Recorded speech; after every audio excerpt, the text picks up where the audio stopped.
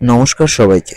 আজ আমি এমন একটি খাবার নিয়ে বলতে যাচ্ছি যার নাম শুনলেই জিভে জল আসে, আর গরমকালে যা শরীর ও মন দুটোই ঠান্ডা করে দেয়। হ্যাঁ, আমি দই বড়ার কথা বলছি।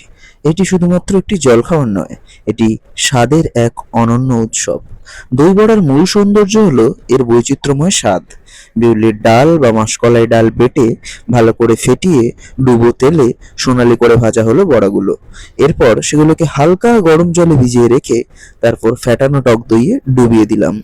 ওপর থেকে ছড়ানো হলো ভাজা মশলা, বিট নুন, তেঁতুলের চাটনি এবং একটু ঝুরি ভাজা। ভাবুন তো, প্রথম কামড়েই বড়ার নরম ভাব, দইয়ের টক মিষ্টি স্বাদ আর তেঁতুলের চাটনির ঝাল ভাব সব মিলেমিশে এক অদ্ভুতই অনুভূতি।